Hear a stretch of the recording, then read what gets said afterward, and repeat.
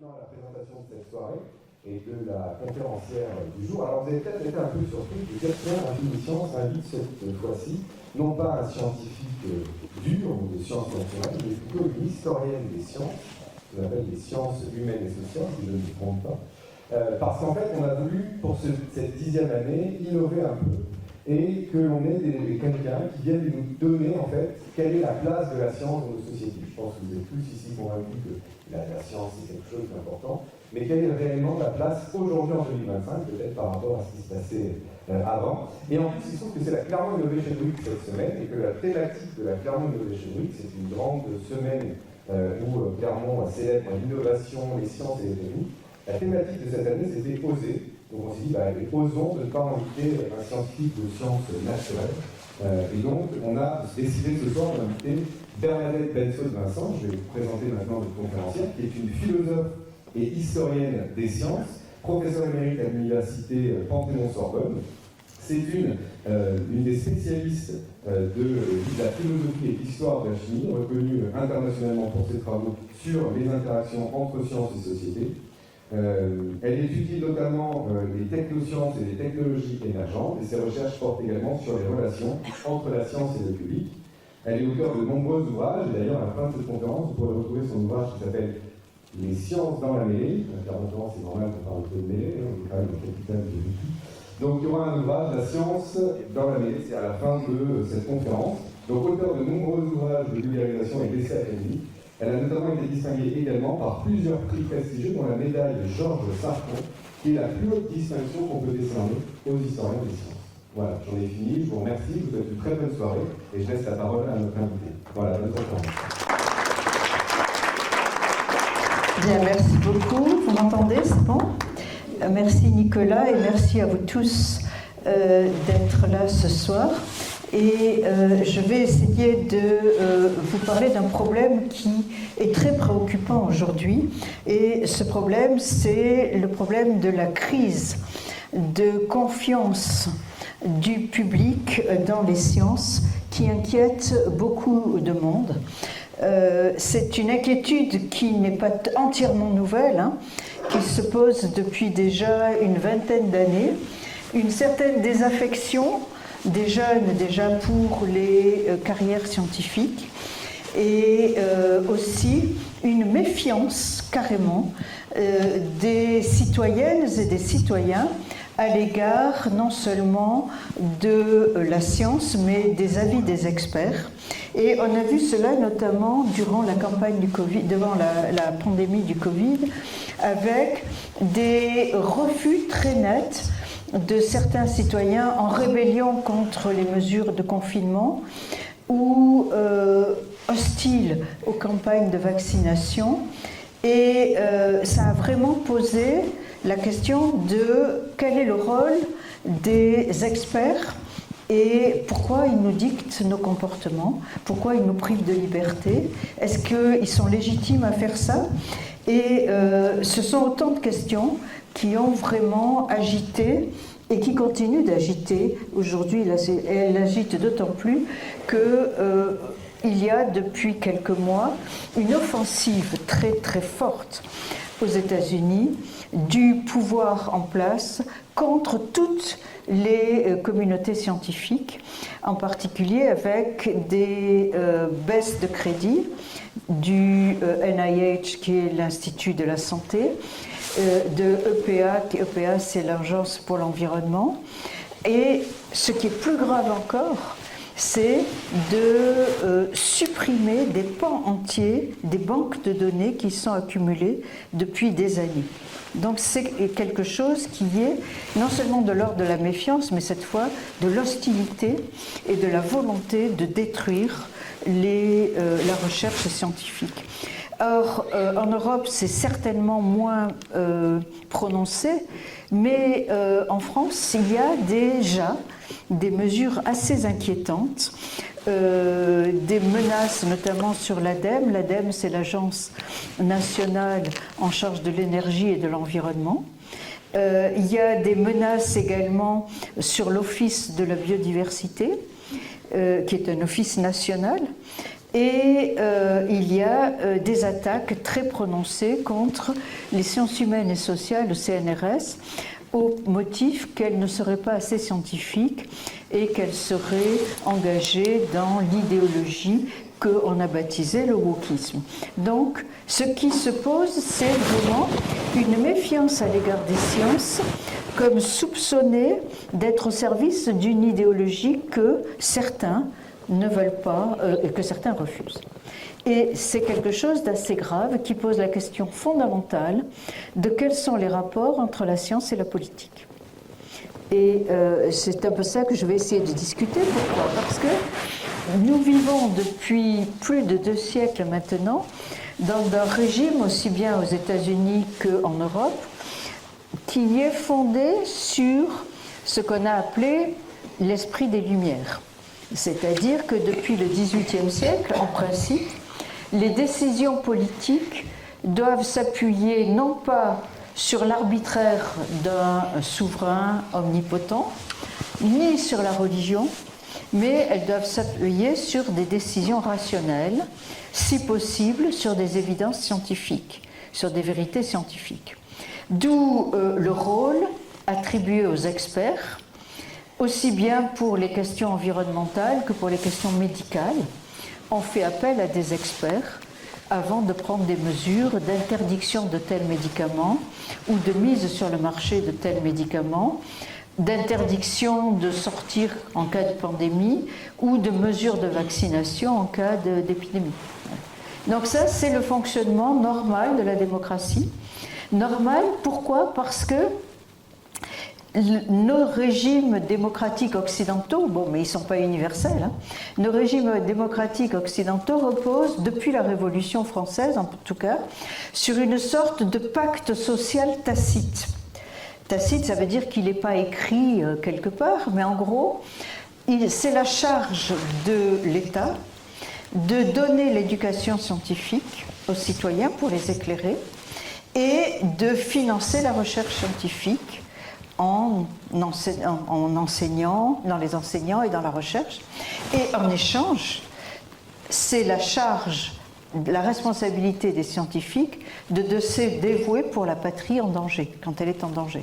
Ce qui s'est passé pendant les guerres révolutionnaires, ce qui s'est reproduit dans les guerres au XIXe siècle, la guerre franco-prussienne, ou dans la Première Guerre mondiale et la Deuxième Guerre mondiale. Donc vous voyez dans quelle situation on est, une sorte de pacte tacite qui fait que du coup, il y a des alliances entre la République et la science. Et elle est d'autant plus forte en France qu'il y a eu beaucoup de scientifiques qui ont été présidents de la République. Or, depuis quelques années, on constate que cette alliance très forte entre les sciences et les républiques sont remises en question. Et il y a ce diagnostic partout de crise. Crise qui inquiète les gouvernements au point que lors de la crise du Covid, notre président de la République a vraiment sonné l'alerte en disant il faut relancer, préserver l'héritage des Lumières face aux fake news qui circulent sur les réseaux sociaux, etc., etc. Et voilà. Aux États-Unis, on appelle la crise actuelle une crise de post-vérité. On serait rentré dans l'ère de la post-vérité, c'est-à-dire que le président Trump est capable de dire n'importe quoi et il s'en fiche parce que les faits ne pèsent plus. Les vérités établies par la science n'ont aucun pouvoir sur lui et sur l'administration. Et voilà. Donc c'est ce qu'on appelle le régime des post-vérités aux États-Unis.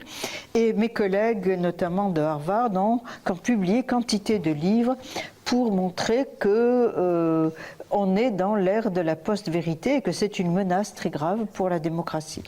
En France, on est plutôt soucieux de sauver, comme je l'ai dit tout à l'heure, l'héritage des Lumières, et on a beaucoup parlé depuis 4-5 ans on entre dans le triomphe de l'obscurantisme et il faut sauver l'héritage des Lumières. On ne sait pas très bien ce qu'on met sous l'héritage des Lumières d'ailleurs, mais c'est une vague idée qu'on défend. Et ce qui est important, c'est que tout le monde essaye de se demander, mais c'est la faute à qui ? C'est-à-dire de trouver des explications à cette crise. Pourquoi, aujourd'hui, y a-t-il une telle méfiance à l'égard de la science ? D'où ça vient ? Alors, l'avis le plus répandu que j'ai pu repérer dans mes enquêtes, c'est une question d'Internet. C'est la faute à Internet. C'est-à-dire que les réseaux sociaux créent, comme vous savez, sont des sites d'information où les gens sont attirés pour aller uniquement sur les sites d'information où ils sont déjà allés, en vertu des algorithmes, et ça crée donc de l'information en silo, et on va toujours là où on va conforter ses propres opinions. Et ça, c'est vrai que c'est un danger, effectivement.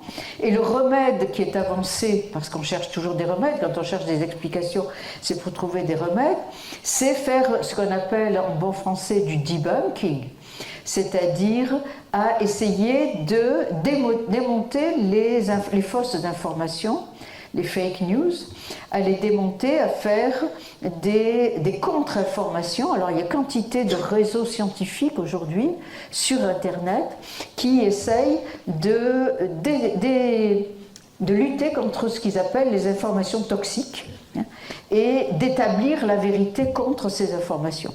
Et ça n'est d'aucun poids. C'est-à-dire que ça n'a aucun poids pour convertir ceux qui vont sur les réseaux sociaux où ils confortent leurs propres opinions.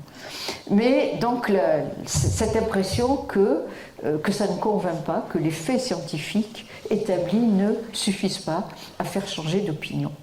La deuxième explication qu'a donnée notamment le monsieur là, qui a été mandaté par Emmanuel Macron pour faire le fameux rapport « Les Lumières à l'ère numérique », qui est Gérald Bronner, auteur de beaucoup de livres sur l'opinion publique et son rapport à la science. Alors lui, sa théorie, c'est que le public est en proie par son cerveau, parce qu'on a des cerveaux reptiliens qui ne sont pas faits pour vivre dans le monde où on vit, et donc que le public est en proie à des biais cognitifs. Et il y a toute une liste d'une centaine de biais cognitifs, le plus célèbre étant le biais de confirmation, à savoir qu'on va toujours, de préférence, chercher les informations qui confirment déjà nos convictions. Et on a tendance à ne pas porter attention sur les informations qui contredisent nos convictions. C'est une tendance naturelle. Donc cette théorie des biais cognitifs, qui est exploitée d'ailleurs, je le signale aujourd'hui, par des théories économiques extrêmement élaborées pour nous pousser à acheter des produits. Et ça fait toute partie d'une économie. Et l'idée étant, nous ne sommes pas rationnels, nous avons des biais cognitifs, c'est comme ça. Mais bien entendu, Gérald Bronner, lui, il n'est pas victime des biais cognitifs, hein. Il se met à l'écart. Hein. Ou plutôt, il dit, je l'ai été quand j'étais jeune, mais maintenant je ne suis plus. Et la troisième type d'explication, c'est les gens anti-science. En particulier les Trumpistes, bon, il faut bien les nommer, sont des gens d'extrême droite qui ont un agenda politique et qui veulent systématiquement déstabiliser les démocraties, puisqu'il y a une alliance très forte entre la science et la démocratie. Et donc, leur but explicite, c'est de déstabiliser la démocratie, et c'est pour ça qu'ils sont. Donc, c'est les théories avancées, et ces théories avancées sont nulles et non avenues de mon point de vue, au sens où elles entretiennent l'idée que le public a une vraie crise de confiance du public dans la science. Et je voudrais discuter cette idée, montrer qu'elle n'est pas garantie, c'est pas évident. Qu'en répandant cette idée qu'il y a une crise de la science, de confiance de la science dans le public, eh bien, on évite de se poser des questions sur le fonctionnement des communautés scientifiques aujourd'hui et le régime de la recherche scientifique aujourd'hui. Ça évite de remettre en question le régime dans lequel on est.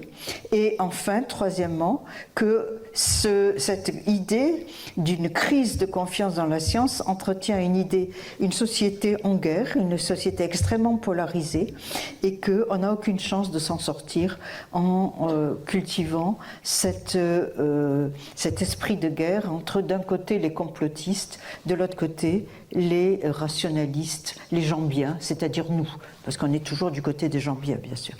On se met toujours du côté des gens bien. Alors, je ne sais pas si je suis du côté des gens bien, mais ce que je vais essayer de dire, c'est vraiment le résultat de mon expérience. Je ne prétends pas détenir la vérité, mais ça fait plusieurs années que je travaille sur les rapports sciences et publics, et beaucoup auprès des scientifiques, et que j'essaye de réfléchir là-dessus, et je vous fais part de mes réflexions. Premièrement, s'agit-il vraiment d'une crise de confiance dans la science ? Commençons par définir ce que c'est la confiance. La confiance, c'est une relation vitale, et j'insiste là-dessus. Si on ne fait pas confiance, eh bien, on ne peut pas vivre. Quand je prends ma voiture, je fais confiance dans la mécanique. Sinon, je ne la prends pas. Quand je marche sur un pont, je fais confiance dans les ingénieurs qui ont construit le pont, parce que sinon, je ne le prendrai pas. Si je ne fais pas confiance, je ne bouge pas. D'accord ? Donc, toute notre vie est basée sur la confiance. Et on délègue la confiance à des institutions en place, on délègue la confiance aux médecins, on délègue la confiance sur notre avenir, même aux objets qu'on touche tous les jours. Je fais confiance, voilà. Sinon je ne vis pas. Donc c'est première chose. Deuxièmement, la confiance, ça n'est pas de l'ordre du rationnel. Alors en français, en plus, c'est de l'ordre de la croyance. Toute confiance est un acte de foi. Et c'est la même étymologie. Cet acte de foi, il peut être fondé sur des arguments rationnels, ou il peut ne pas être fondé sur des arguments rationnels, simplement sur mon expérience, ou sur le fait que la personne en qui je fais confiance, elle incarne quelque chose qui m'inspire confiance. En français, on n'a qu'un mot pour dire confiance. En anglais, il y en a deux. Et c'est plus subtil en anglais. Mais je passe là-dessus. Or, la confiance, donc, repose sur la crédibilité de l'objet à qui, ou de la personne à qui on fait confiance, ou de l'institution à qui on fait confiance. Et cette crédibilité, elle repose sur trois domaines, trois bases, trois piliers essentiels. Il y en a d'autres, hein, mais les plus communs, au terme des campagnes qu'on a essayé de mener, c'est, premièrement, on reconnaît une compétence à celui ou à celle ou à l'institution à qui on fait confiance. On pense qu'il est ou qu'elle est compétent. Deuxièmement, ça repose sur sa sincérité. Alors quand c'est un objet, c'est pareil. C'est-à-dire qu'on pense que le constructeur de l'objet n'a pas cherché à nous tromper sur la marchandise. Donc c'est une délégation aussi de sincérité. Et troisièmement, c'est, dans le cas des institutions et dans le cas des personnes, c'est qu'on partage plus ou moins les valeurs inscrites dans ces personnes, dans ces institutions. Donc si on part de cette base, est-ce qu'il est vrai que le public ne fait pas confiance en la science ? Eh bien, si l'on peut encore faire confiance au sondage, alors c'est encore une question de confiance, mais si on peut encore faire confiance aux sondages, hein, qui sont évidemment des données statistiques et qui sont très orientées, je le reconnais, hein, bon, mais supposons que les gens qui les font sont le plus sincères possible, eh bien, et qui sont compétents, eh bien, tous les sondages démentent qu'il y a une crise de confiance. À l'échelle européenne, les sondages sont convergents. Plus de 80% des Européens font confiance à la science pour leur vie quotidienne et pour leur avenir. Alors les Français ne sont pas les meilleurs, c'est vrai. Les Français, on n'est pas parmi les tops, mais néanmoins, les sondages français sont aussi très positifs. Ils sont très positifs en ce sens que les chiffres que vous voyez ici sont quand même assez favorables. 3 à 4 Français sur 10 considèrent qu'on peut faire confiance aux sciences, non seulement aux sciences de la nature, mais aux sciences qui sont inhumaines, puisque les autres sont humaines, mais à toutes, même aux sciences molles, comme on dit, c'est-à-dire aux sciences humaines. Et d'une manière générale, les Français sont assez confiants. En revanche, ils font très très peu confiance aux institutions politiques. Là, il y a un vrai problème de manque de crédibilité des politiques, et surtout, et ça c'est très net dans ce baromètre de l'esprit critique qui vient d'être publié il y a 1 mois, les institutions politiques sont au bas de l'échelle de la confiance en France, et surtout les institutions politiques les plus lointaines. Les institutions politiques comme la mairie, les plus proches, inspirent plus confiance, alors que la communauté européenne est très loin dans l'échelle de la confiance. Et on n'a pas du tout confiance dans ce qui est loin. Voilà. Et en revanche, les institutions qui inspirent le plus confiance, c'est les institutions scientifiques.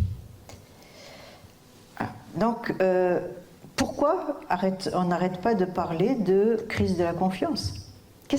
Et pourtant, on la sent, cette crise de confiance. Alors, qu'est-ce qui se passe ? Ben, ce qui se passe, c'est que...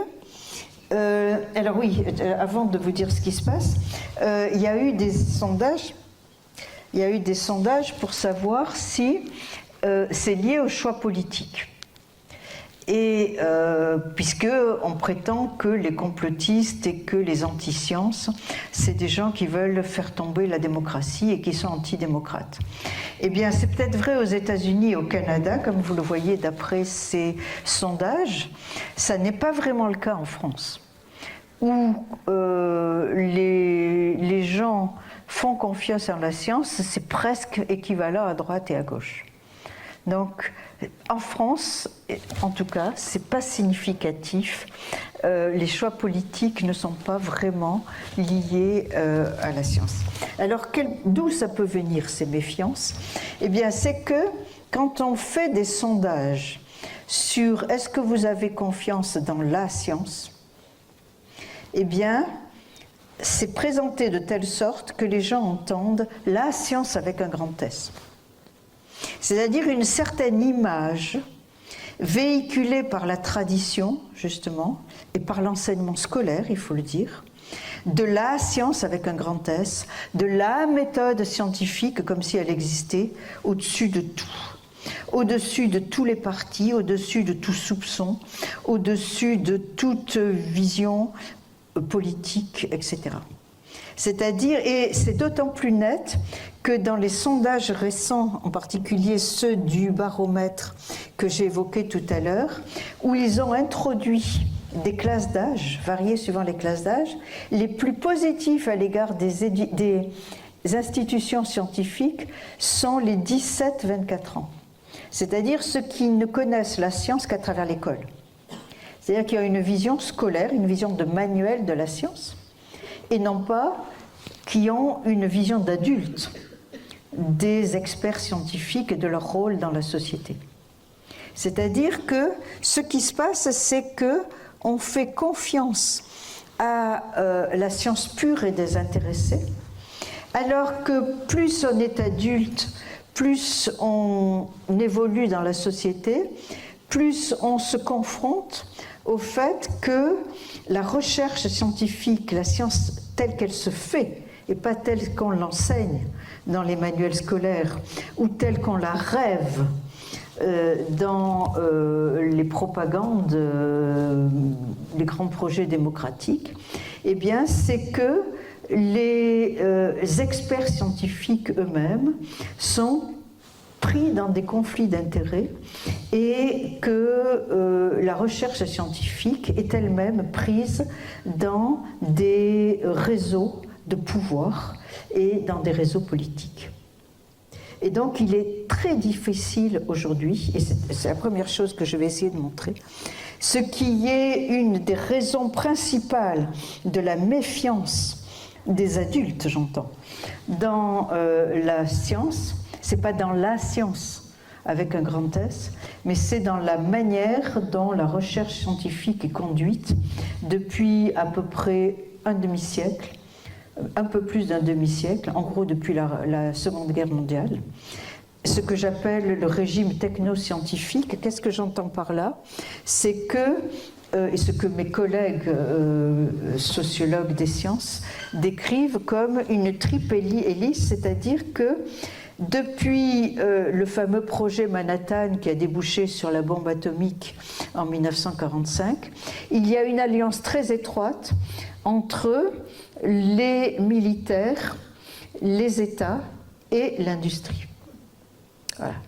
Et la science est au service, elle est financée par les États, mais elle est au service de ce que on appelait au temps de la guerre froide le complexe militaro-industriel.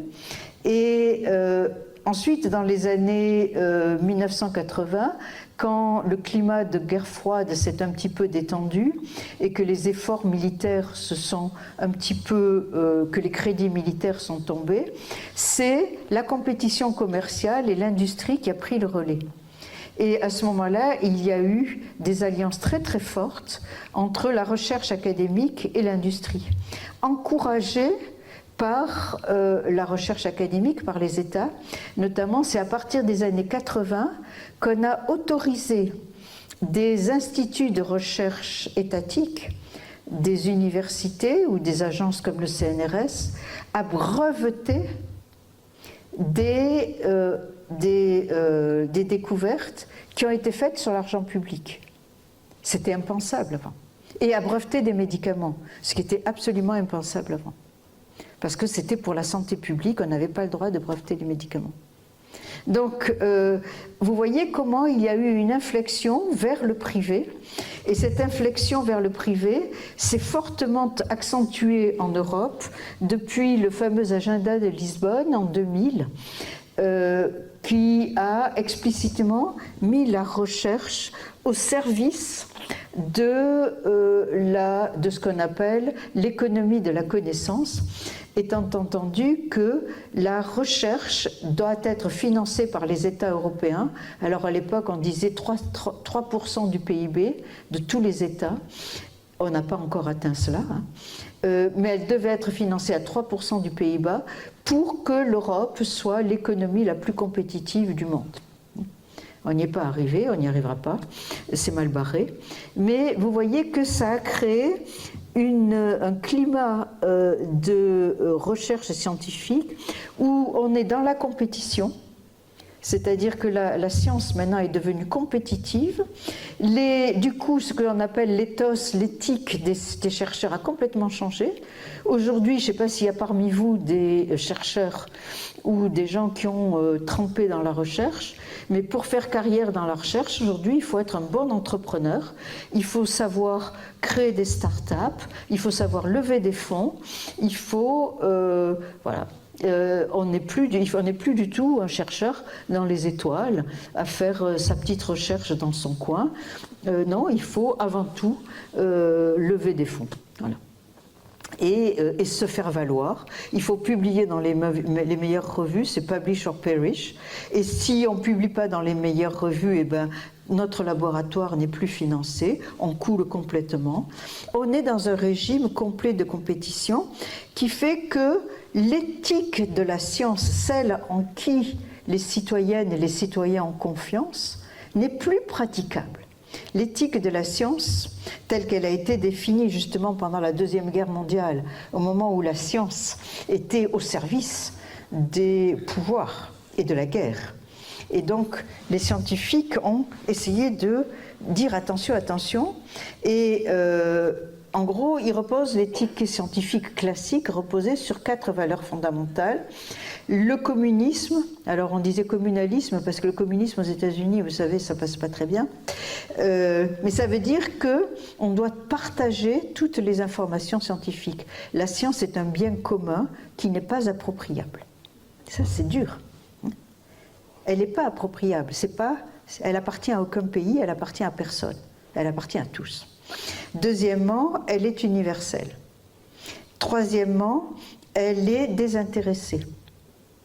Et quatrièmement, elle repose sur l'esprit critique ou ce qu'on appelle le scepticisme organisé, c'est-à-dire que les résultats sont validés parce ils passent ce qu'on appelle le tribunal des pairs. Ils sont soumis au jugement des collègues qui disent les recherches ont été faites dans des conditions valides, il n'y a pas eu de fraude, etc., etc. Or, c'est plus praticable aujourd'hui. Dans un régime où la recherche est financée moitié publique, moitié privée, il y a des conflits d'intérêts sans arrêt, d'où tous les appels aujourd'hui pour essayer d'éviter les fraudes scientifiques, au point qu'on a dû faire aujourd'hui un certificat, comment ça s'appelle, pas un certificat, un serment.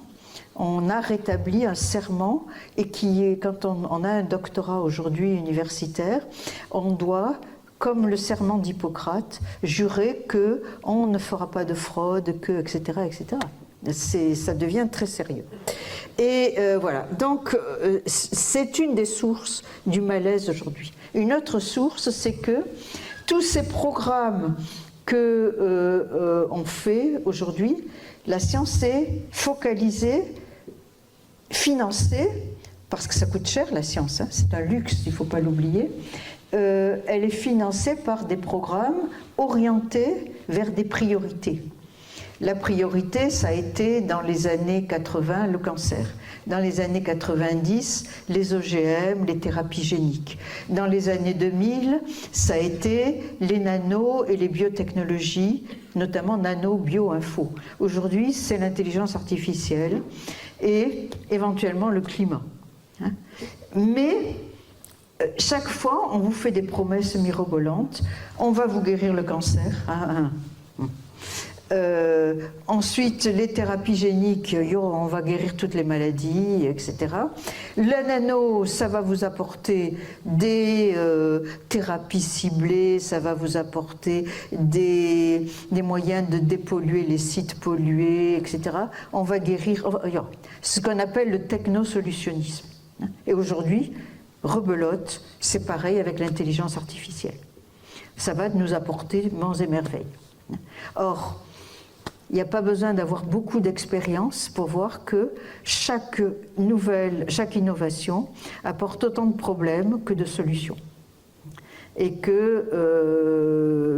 ne résoudra pas tous les problèmes de la planète avec des moyens techniques, et qu'il y a des problèmes qui ne relèvent pas des moyens techniques. Et pourtant, ces promesses continuent, et c'est encouragé par cette espèce de compétition pour lever des fonds. Moi, j'ai moi-même, et j'imagine qu'il y en a parmi vous qui font pareil, j'ai moi-même candidaté à des projets de recherche pour financer les recherches de mes étudiants, et chaque fois, je faisais des promesses. J'y croyais pas, mais je les faisais. Voilà. Donc, c'est pipé, quoi. Ce qui encourage encore plus le malaise, c'est que premièrement, ce type de recherche sur programme fait qu'il y a des pans entiers de la recherche qu'on laisse tomber. Parce que l'argent qui va, par exemple, dans la biologie de synthèse pour faire des bactéries pour réduire le taux de CO2, eh bien, il ne va pas dans les études de virus. Moralité, quand il y a eu l'épidémie de SARS-CoV-2, on s'est rendu compte, tiens, comme par hasard, le chercheur du CNRS qui avait demandé des financements pour travailler sur cette famille de virus, on avait refusé son programme. Ah, mais il était trop tard. C'est-à-dire que c'est ce qu'on appelle aujourd'hui la science non faite. Ce régime encourage de laisser tomber des pans entiers de la recherche et des recherches qui pourraient être très utiles à la société. Pourquoi ? Parce que dans ce régime de compétition, l'argent va toujours sur les mêmes programmes que les Américains ou les Chinois, parce qu'il faut passer devant. ou essayer de les battre. Voilà. Ce qui est absurde. Il vaudrait mieux qu'on ait tous des niches. Dire, par exemple, les Français, nous, on va travailler là-dessus, on va faire confiance aux Chinois pour ça et aux Américains pour autre chose. Ce serait plus intelligent. Mais non, on ne fait pas ça. Tout l'argent va toujours sur les mêmes sujets. Aujourd'hui, c'est l'intelligence artificielle. Voilà. Et deuxièmement, un problème qui entretient encore plus, alors ça fait des effets d'ignorance. Paradoxalement, plus la recherche avance, plus s'élargissent les zones d'ignorance. Parce qu'il y a des pans entiers de la recherche qu'on laisse tomber. Deuxièmement, cette ignorance, elle est involontaire, mais il y a aussi ce qu'on appelle une ignorance volontaire, intentionnellement construite, à cause des alliances entre l'industrie et la recherche publique. En particulier, ça a été le cas quand des compagnies de tabac, dans les années 70, ont financé des recherches pour déstabiliser la certitude sur les effets cancérigènes du tabac. Et les consortiums de compagnies productrices de tabac, Philip Morris en tête, ont payé des chercheurs pour qu'ils produisent des résultats publiés dans les meilleures revues pour aller à l'encontre de tout le consensus sur les effets cancérigènes du tabac. Rebelote, et même chose à la même époque avec les compagnies pétrolières et pétrochimiques qui, dès les années 70, dès les rapports Brundtland, étaient parfaitement au courant des effets de la consommation de pétrole sur des effets climatiques de la comparaison, et qui ont tout fait pour neutraliser les recherches là-dessus. Et ça continue, parce que Monsanto fait pareil sur les pesticides, et tous les jours, il y a ce qu'on appelle ces fameux marchands de doute qui entretiennent le doute dans l'esprit, dans l'opinion publique sur les résultats de la science. D'où la révolte des scientifiques, notamment des scientifiques qui travaillent sur les questions environnementales, qui eux sont parfaitement convaincus des problèmes environnementaux et qui sont tout à fait au courant des effets sur l'environnement, qui se révoltent au point de s'enchaîner, qui vont jusqu'à la désobéissance civile, c'est-à-dire de se faire arrêter, de se faire enchaîner, de passer des nuits au poste, pour protester contre l'inaction des politiques face au changement climatique et au désordre climatique. Parce qu'ils sont convaincus, eux, que la science apporte la vérité et que les données du GIEC en particulier nous montrent qu'il faudrait agir de toute urgence. Et ils sont tellement convaincus de la vérité des sciences qu'ils ne comprennent pas que l'action ne suive pas. Mais le problème, c'est que leurs adversaires, les fameux complotistes, ce qu'on appelle les climato-sceptiques ou les climato-dénialistes, c'est-à-dire, eux, ils utilisent le même argument. Ils croient autant en la science que les autres. C'est ça le paradoxe. Et plus je travaille sur ces groupes complotistes avec mes étudiants, plus on s'aperçoit qu'ils s'autorisent des résultats scientifiques, ou ils prétendent. Ils font confiance à la science. Et je ne sais pas si vous avez, malheureusement, ça leur fait comment on dit, ça leur fait de l'audimat, mais si vous avez le courage d'aller voir sur Internet ce film des climato-sceptiques qui s'appelle The Cold Truth, la vérité froide, il manque pas d'humour, hein. La vérité froide, donc ils se prétendent détenteurs de la vérité. Et elle est froide, cette vérité, parce qu'ils prétendent que eux, ils sont à l'abri de toute manipulation politique. C'est le GIEC qui est victime de la politique. C'est les chercheurs du GIEC, les experts du GIEC, qui se font financer leur recherche, qui, pour faire financer leur recherche, ont inventé le réchauffement climatique. Et il vous prouve avec des graphes que les données du GIEC sont complètement faussées, que leurs instruments, ils ne savent pas les utiliser. D'abord, ils font des mesures dans les villes, et tout le monde sait bien qu'il fait plus chaud dans les villes qu'à la campagne. Enfin, voyons, un peu de bon sens, disent-ils. Et puis que si on regarde sur le temps long, il y a toujours eu des périodes de réchauffement climatique. Donc ils disent tout et son contraire. D'ailleurs, il y a du réchauffement climatique, il n'y en a pas. Et puis de toute façon, s'il y en a, il n'est pas d'origine humaine. Et les gens, la science intéressée, c'est la science officielle, c'est la science du GIEC. Nous, on n'est pas intéressés. Et en plus, nous, on n'a pas d'agenda politique, c'est eux qui ont un agenda politique. Vous savez ce qu'ils veulent? Les gens du GIEC et vous tous et nous. Ce qu'ils veulent, les gens qui croient en la science, ils veulent empêcher que les pays du Sud, les Africains, ils jouissent du même confort que nous, on a eu grâce au pétrole. Alors vous voyez jusqu'où ça va. Mais ce qui est important, c'est qu'ils utilisent la même arme, qui est l'arme de la vérité scientifique. On se trouve donc dans une situation absurde, où on est dans une situation de guerre entre les gens sensés, je le mets entre guillemets, vous et moi, qui croient en la science, et les gens ignobles, ignares, crédules, les complotistes qui se font avoir. Mais eux, c'est l'inverse. C'est nous qui sommes crédules. C'est nous qui sommes naïfs. Eux, ils sont lucides.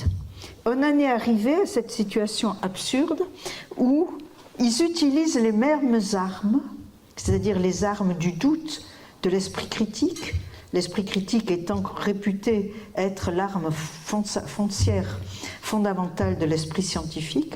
C'est eux qui s'en disent détenteurs.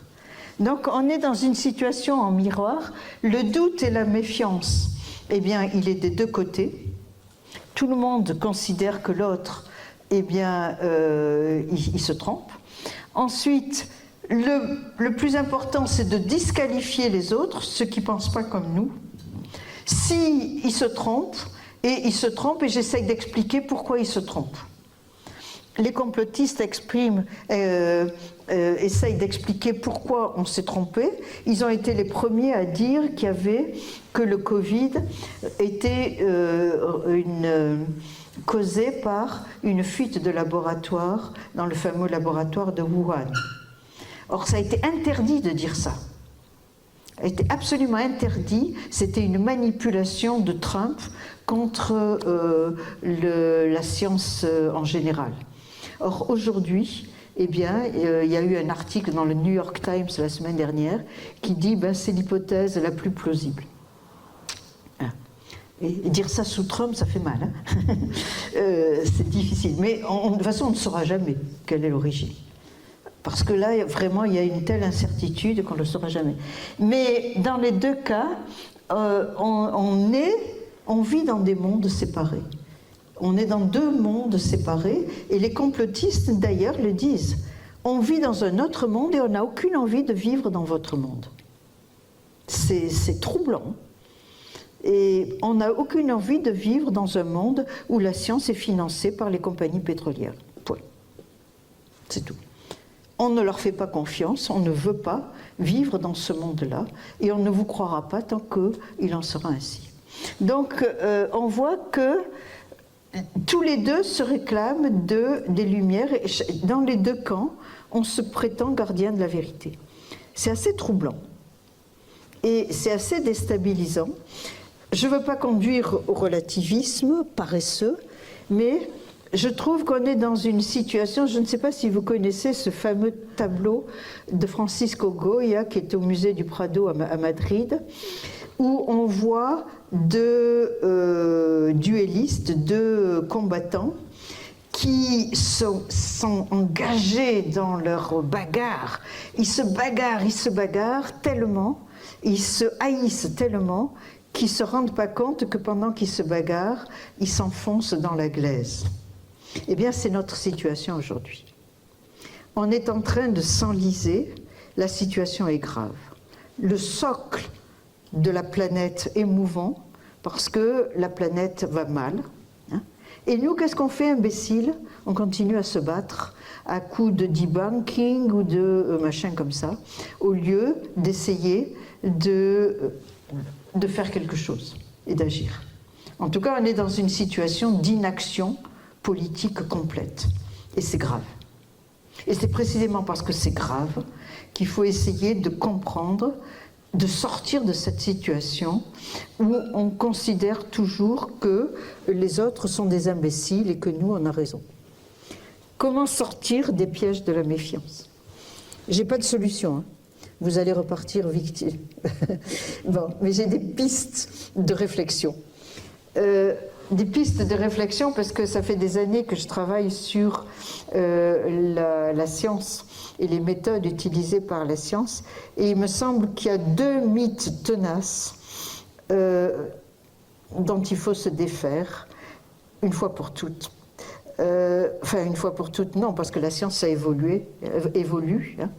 Le premier, c'est ce que j'appelle le mythe de la factualité, c'est-à-dire cette idée qu'il y a des faits scientifiques qui doivent s'imposer à tout le monde et qu'il suffit de produire des faits scientifiques pour que tout le monde s'incline et que l'erreur s'en aille. C'est une vision très simpliste qui ne tient pas la route. Le deuxième, c'est ce que j'appelle le mythe de la neutralité, cette idée que la science n'est ni bonne ni mauvaise, qu'elle est indifférente à l'égard des valeurs morales et politiques. Neutralité, ça veut dire ni, hein, et que la vérité scientifique est indépendante de toute idéologie et de toute vision du monde, pour ne pas utiliser le gros mot de métaphysique. Mais ça veut dire en gros de toute vision du monde. Et je voudrais très rapidement, je ne vais pas vous faire un cours de philo, rassurez-vous, mais je voudrais très rapidement dire deux mots sur ces mythes. Le premier mythe de la factualité, c'est un mythe qui tient à la légende de Galilée. Vous vous rappelez que vous avez appris quand vous étiez petit, ou même quand vous étiez grand, et puis si vous avez eu la chance d'aller voir le magnifique musée des sciences à Florence, où il y a non seulement tous les instruments de Galilée, mais un pseudo-doigt, un index de Galilée qui pointe vers le ciel.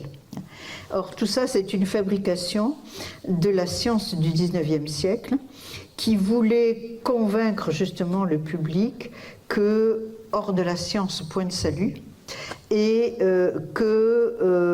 qui a construit ce mythe de Galilée devant le tribunal de l'Église, contraint de se taire et de ne pas dire que la Terre se meut autour du Soleil, et qui aurait dit quand même, de toute façon les faits sont là, et pour si mauvais, et pourtant elle tourne.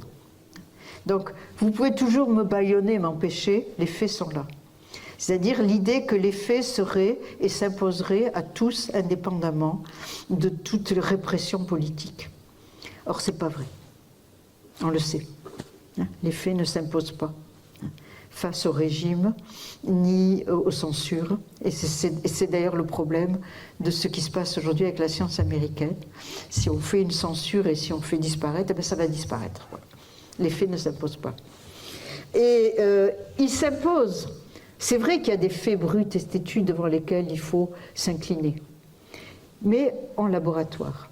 Et ça, c'est la grande réussite de la science expérimentale, c'est que dans un laboratoire, qui est une situation complètement artificielle, où on contrôle tous les paramètres, effectivement, on ne peut pas nier que les gaz se dilatent en fonction de la température, etc., etc.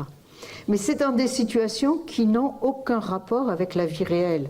Or, ce qui se passe, c'est que la science aujourd'hui, elle sort des laboratoires et que quand on passe aux questions sur lesquelles les experts ont à se prononcer, est-ce que les pesticides ou est-ce que le tabac est cancérigène? Ok, on peut faire des expériences sur des rats de laboratoire et on les fait.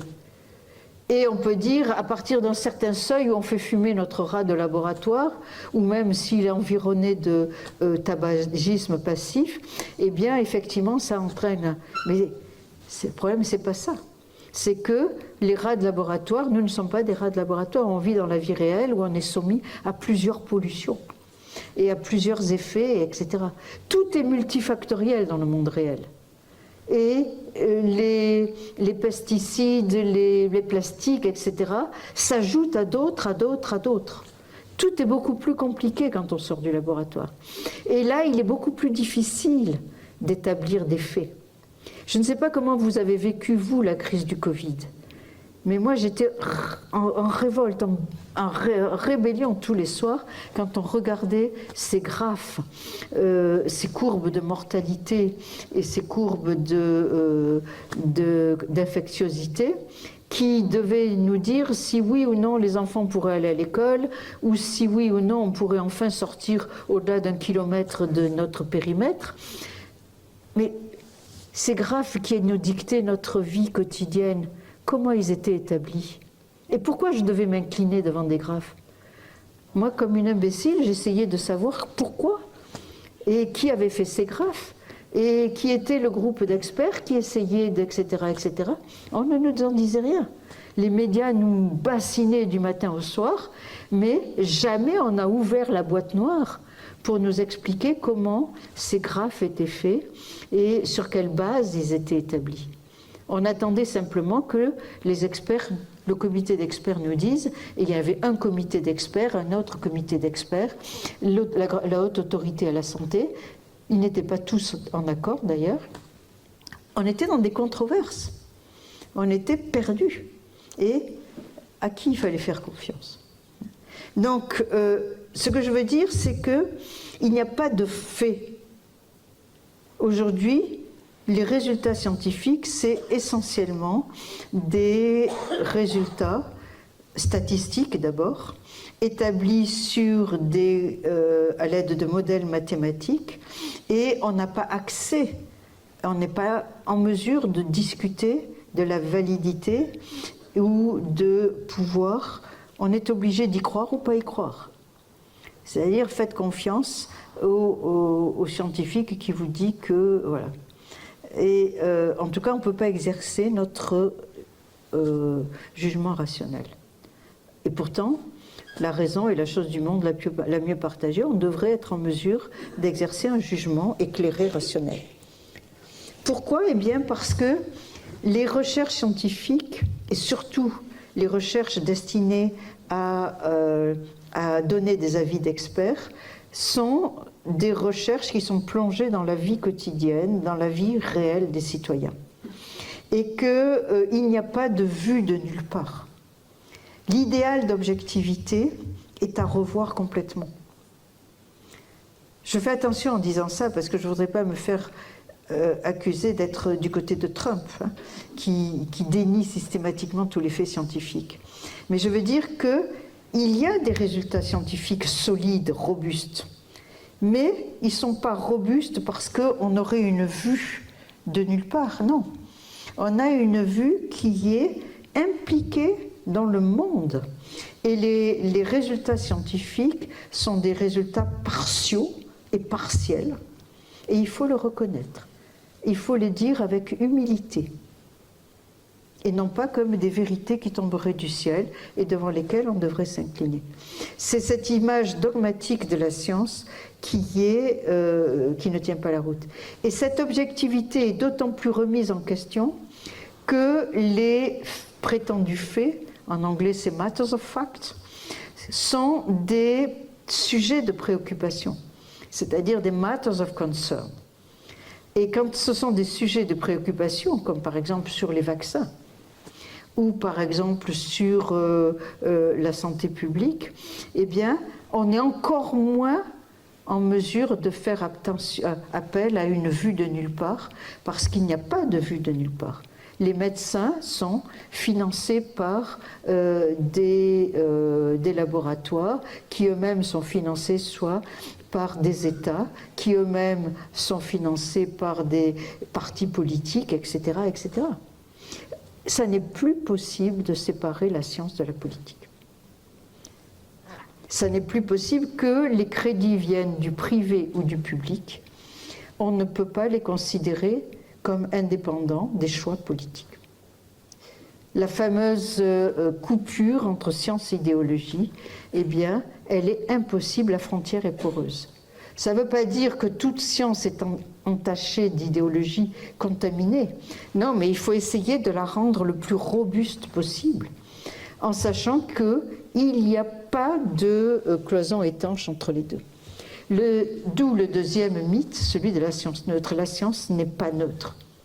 L'idée que la science est neutre, c'est une invention du XXe siècle, c'est une position de retraite des communautés scientifiques au moment des deux guerres mondiales.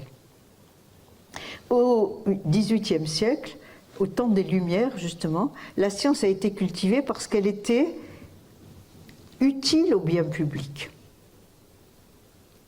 Au XIXe siècle, elle a été considérée comme civilisatrice, pacificatrice.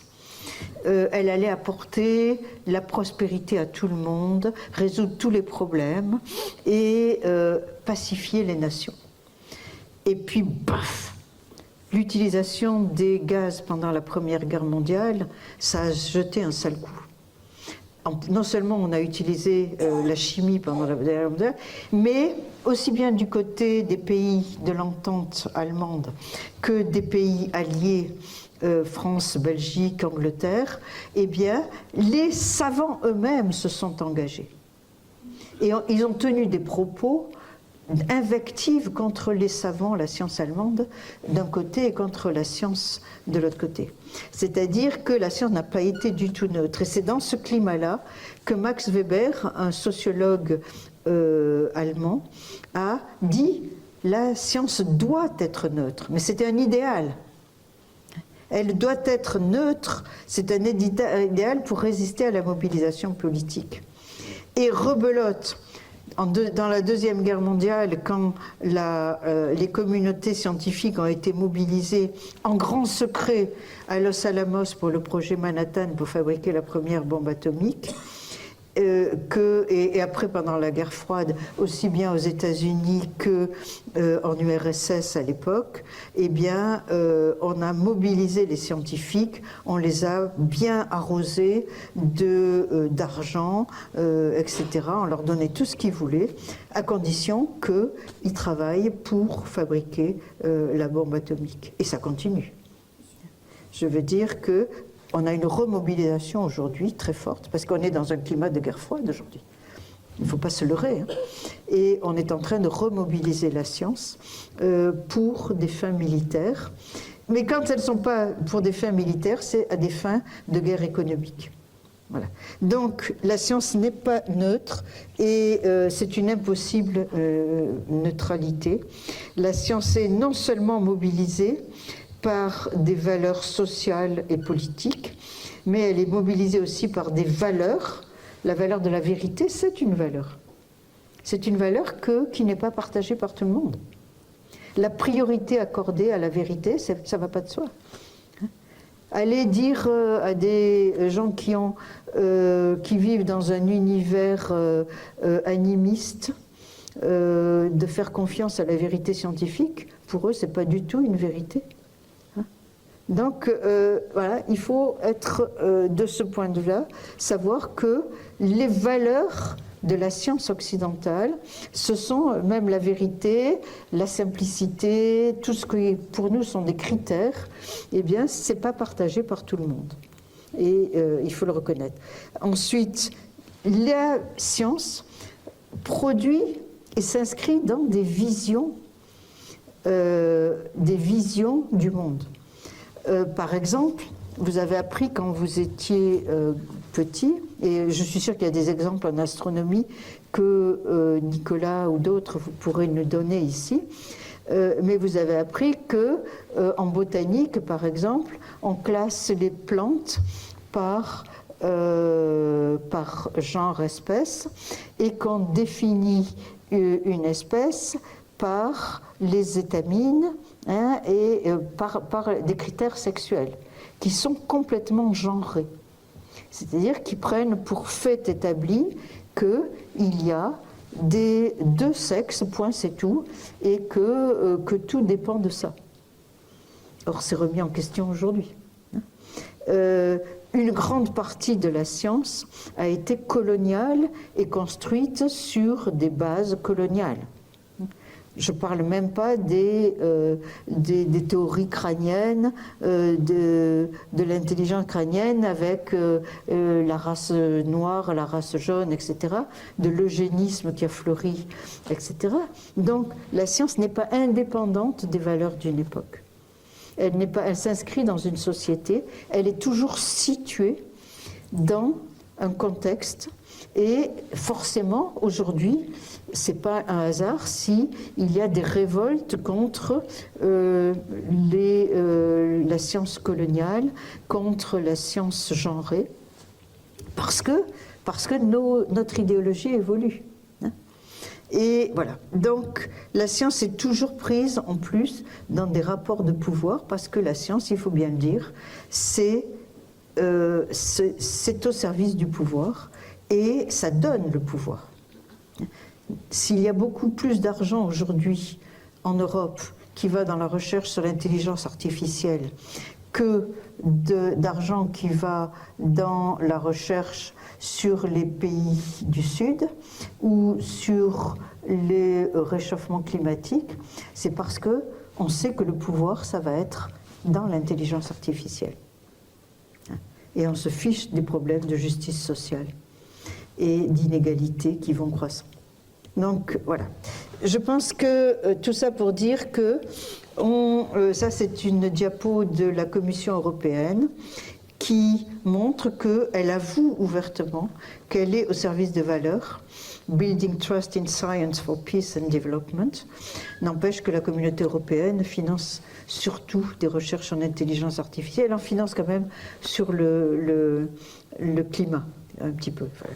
Donc très rapidement, pour conclure, je dirais que ce qu'on propose avec mon collègue, qui est mon ancien étudiant, dans le livre que nous avons publié l'année dernière, qui est vraiment un livre sorti de notre expérience de la crise du Covid, parce que vraiment on l'a vécu comme une crise. Hein. Et c'est que il faut vraiment sortir de cette culture de la méfiance. On est dans une ère du soupçon, où on critique toujours, on disqualifie, on discrédite ceux qui ne pensent pas comme nous. Et du coup, on se conforte dans notre « moi j'ai raison ». Et on propose donc de substituer à cet climat délétère de méfiance une culture de la défiance. C'est-à-dire reconnaître qu'il y a des savoirs multiples, qu'il y a une pluralité de savoirs. Il y a des savoirs amateurs, il y a des savoirs savants, il y a des savoirs indigènes, comme on dit, il y a des savoirs d'expérience. Une infirmière ou un infirmier a plus de savoir qui, même s'il n'a pas une thèse en médecine, il a beaucoup plus de savoir sur une maladie que le médecin. Et voilà. Je veux dire qu'il y a des savoirs d'expérience. Un enseignant a beaucoup plus de savoir, d'une certaine manière, qu'un prix Nobel, parce qu'il a un certain rapport à la science et au public et aux jeunes. Voilà. Donc, respecter la pluralité des savoirs, mais mettre ces savoirs à l'épreuve. C'est-à-dire faire qu'on les mette en dialogue et qu'ils se défient, qu'ils se challenge. On connaît un peu la culture du challenge, c'est-à-dire qu'on dit « ben oui, mais fais tes preuves, explique-moi pourquoi tu ne veux pas te faire vacciner ». Et qu'on argumente, qu'on discute, au lieu de dire « c'est un imbécile, il ne veut pas se faire vacciner ». Non, qu'on discute, qu'on essaye de voir quelles sont les valeurs qu'il y a derrière sur la position qu'on a vis-à-vis de ceci ou de cela, des avis d'experts, etc. Donc c'est ce qu'on appelle une culture de la défiance. Loin de discréditer ceux qui ne pensent pas comme nous, engageons le dialogue et essayons de comprendre les valeurs qui sous-tendent nos choix scientifiques et nos choix de connaissance et nos choix de confiance. Voilà, je m'arrêterai donc là-dessus. méfiance et anti-science sont souvent l'expression de conflits de valeurs. Valeurs politiques et valeurs éthiques. Je pense qu'il faut redonner beaucoup de poids à l'éthique dans ce domaine et non pas les discréditer comme étant crédules, ignares, stupides, non, mais voir quel type de valeurs les engage. Et comment ça... Car s'engager dans la carrière scientifique, c'est un engagement. C'est un engagement éthique et politique. Voilà. Et s'engager dans la médecine ou dans l'expertise, c'est pareil. Voilà, merci de votre attention et je serai très curieuse de discuter avec vous ce soir. Merci.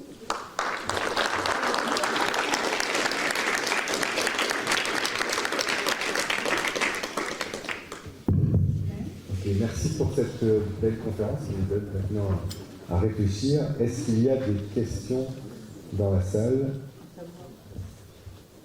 Sinon, je vais... Allez, oui, tout impeccable.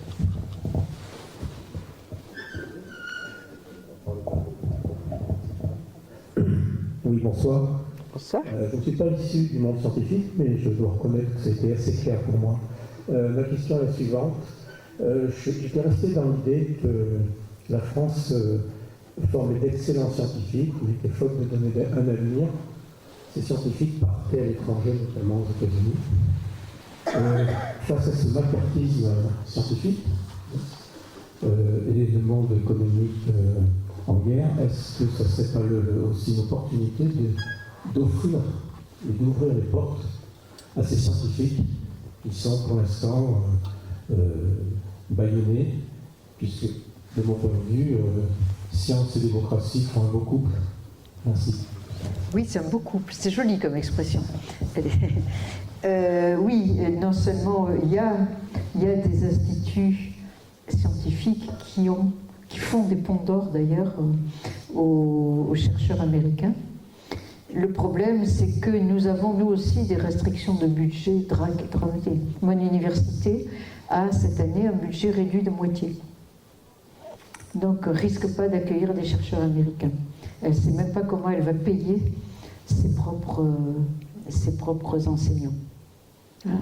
Donc c'est effectivement c'est une aubaine.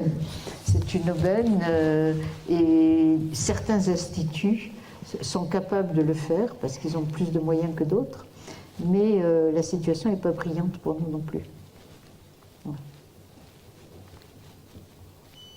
Les seuls bénéficiaires, c'est les Chinois aujourd'hui, parce qu'eux investissent énormément dans la recherche et donc eux, ils vont beaucoup bénéficier de la chute de la science américaine et occidentale en général. Parce que si la science américaine décline, la nôtre aussi décline, parce que nous avons beaucoup de liens très forts.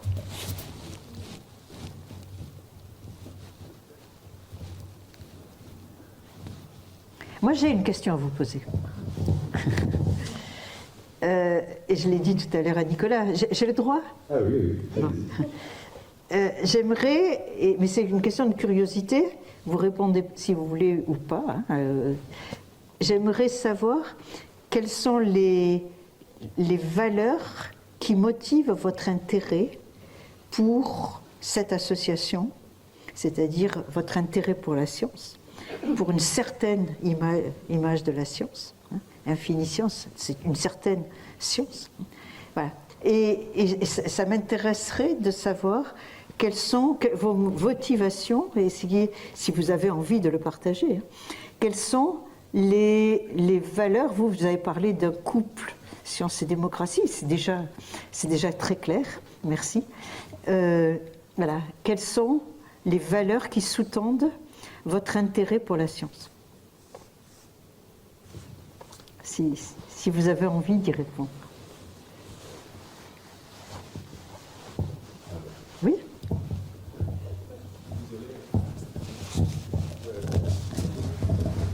Non, moi je voulais simplement vous dire qu'en ce qui me concerne, la pire des choses pour moi c'est l'ignorance. Et justement, le fait d'avoir de s'intéresser à la science, c'est pour bien aussi pour lutter contre l'ignorance. Oui. Mais quand on quand on en arrive au point de se rendre compte que la recherche scientifique produit de l'ignorance, une ignorance socialement construite, volontairement construite, ça devient grave. Je prends un exemple, parce que j'ai travaillé récemment sur... Non, je ne veux pas empêcher Non, on y va. Je préfère vous écouter. Non, mais terminé. Non, j'en parlerai après, voilà.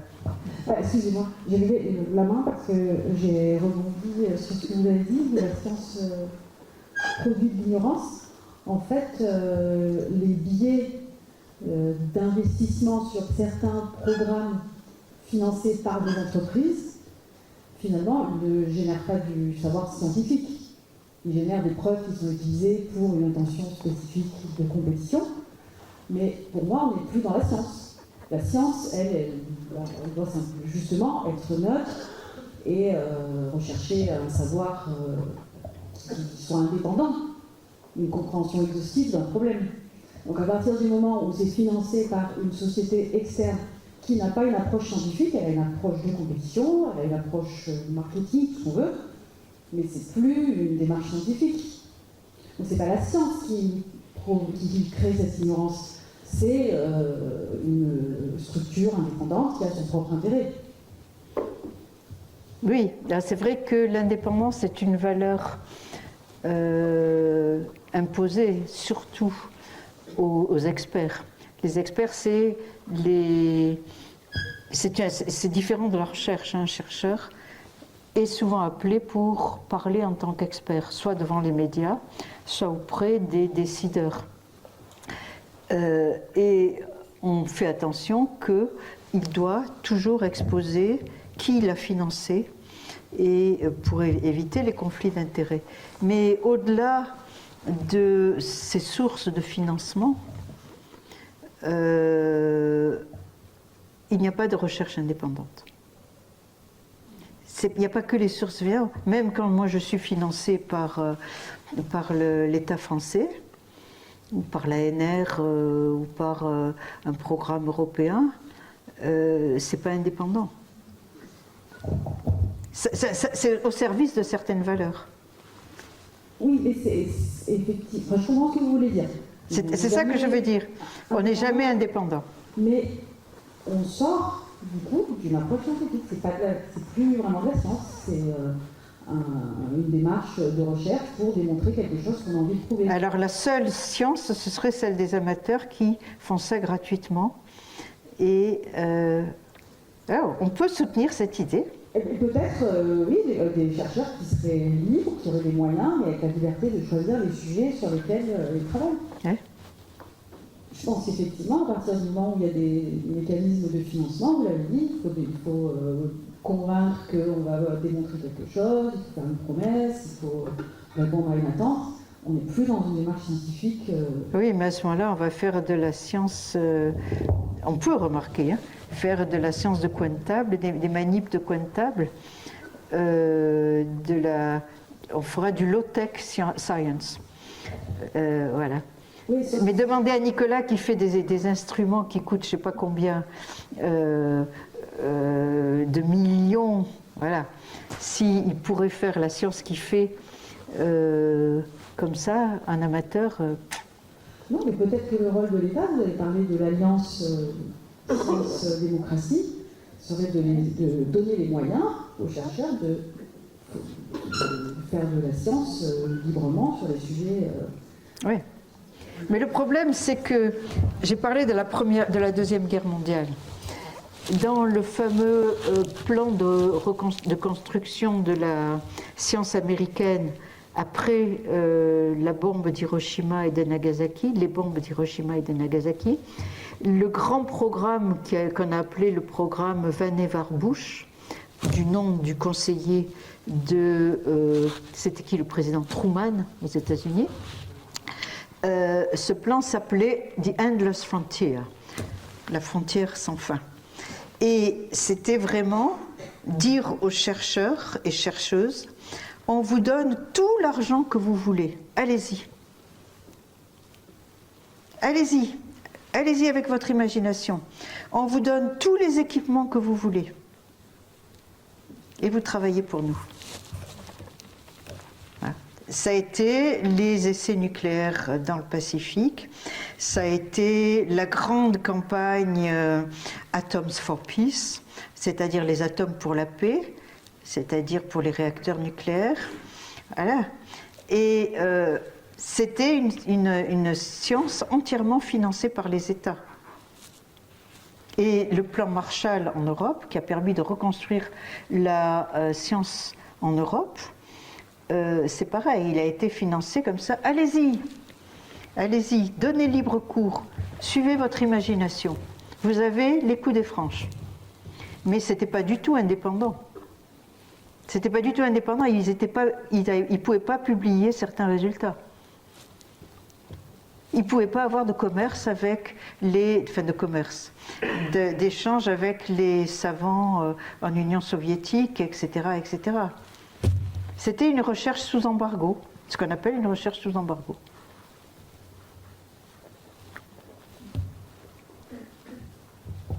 Est-ce qu'il y a d'autres questions? Ah oui. Vous avez parlé de Galilée. Et à l'époque, bon, lui, il était marié, il a dû renier, même s'il pensait qu'il était dans son bon droit, ce qu'il avait observé. Il y en a un autre à l'époque qui a eu chaud, c'est Giordano Bruno, parce que lui, il est sûr de ce qu'il a lancé. Alors, est-ce que justement, ça n'amène pas une réflexion? Le moteur, c'est la curiosité. Je pense que pour le futur, on est sur Terre. Et c'est un moteur extraordinaire. Dans la science, moi j'avais cette vision, justement, pourquoi je suis passionnée. Enfant, je regardais les étoiles, et ça me paraissait immense, bien sûr. Et ma grand-mère disait, j'avais un surnom dans la famille, c'était pas que. Dès que j'ai su parler, c'était pourquoi. Et en fait, peut-être que justement la science a répondu à certaines de mes interrogations. Alors c'est vrai qu'une conférence comme la vôtre interpelle, et on se dit, de toute façon, on est convaincu qu'on est coincé de partout, parce que rien n'est neutre. Quoi qu'on fasse, le simple geste de vivre, je veux dire, on pollue, je veux dire, même si on essaye d'être un peu moins pollueur qu'à une époque, donc ça fait un petit peu peur. Mais en même temps, moi je pense que on est sur Terre depuis des siècles, et que l'homme, peut-être qu'il y a des fous, ça on le sait, mais qu'il y aura comme du temps d'Hitler des contre-pouvoirs ou des gens plus sages qui essaieront d'aller vers d'autres solutions. Moi c'est ce que j'espère de la science, entre autres. Alors science avec un grand mot, parce qu'elle est multiple, elle touche la botanique, elle touche il y a les sciences dures, mais il y en a plusieurs. La vôtre en est une aussi. Oui, et on n'a pas du tout les mêmes modes d'établir la vérité, des mêmes façons d'établir la vérité. Et donc il n'y a pas une méthode scientifique, il y a une pluralité de sciences, et il y a autant de différences entre la science d'un mathématicien et la science d'un ethnologue entre le public et les scientifiques. Je veux dire qu'on n'a pas les mêmes modes on dit de véridiction, c'est-à-dire d'établir des faits et des preuves. On n'a pas la même façon de prouver. Et ce qui passe auprès des uns, par exemple, en philosophie, on a des raisonnements qui sont essentiellement qualitatifs. Or là, je vous ai présenté des résultats quantitatifs. Je me suis fait Mais sinon, tout relève de l'argumentation, de la délibération, et pas de la... Voilà. Oui, avoir l'esprit curieux, je pense que c'est important.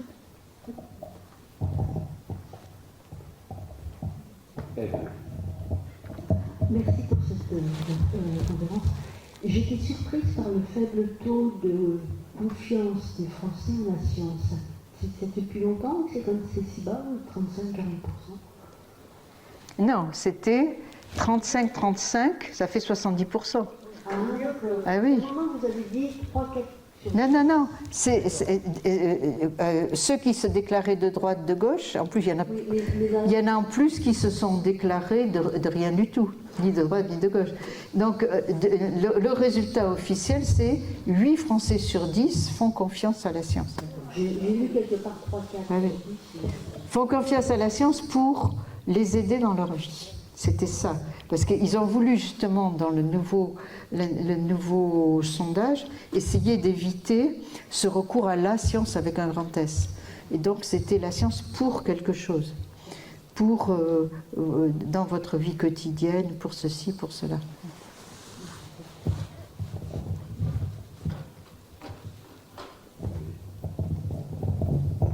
Oui, bonsoir. Bonsoir. Je voulais savoir si des grands projets comme l'accélérateur particules de Genève et ITER à Cadarache avaient encore beaucoup d'avenir, parce que c'est la démonstration quand même d'une immense coopération internationale. Et qu'est-ce qui va devenir moi j'y crois encore, mais bon. Je pense que pour l'instant ça tient. Ouais. Pour l'instant ça tient, et ça tient d'autant plus que c'est des projets qui ont été mis en place avec des infrastructures qui mettent un temps fou à se... la semaine prochaine, je vais visiter ITER, justement. Donc, avant qu'ils ferment le TOR. Mais on ne peut pas arrêter ITER comme ça du jour au lendemain. ITER, c'est le projet de fusion nucléaire avec d'énormes aimants. Ceci dit, si ça marchait, les aimants boufferaient toutes les métaux précieux dont on a besoin pour l'énergie dans la vie courante, pour produire de l'énergie. Donc, je ne sais pas comment on fera, si ça marchait. Bon, mais c'est vrai, voilà. Voilà d'énormes projets, le CERN en était un, il y en a d'autres, hein, d'énormes projets qui ont incarné une certaine coopération internationale. Et c'est vrai que, en un sens, la science a eu un rôle pacificateur, mais elle a aussi un rôle destructeur. On va s'arrêter là. On va continuer la discussion, si vous voulez, autour de la table qui est là-bas. On va remercier, un grand merci Bernadette Pelletos-Vincent d'être venue à Clermont pour cette belle conférence. Merci à vous.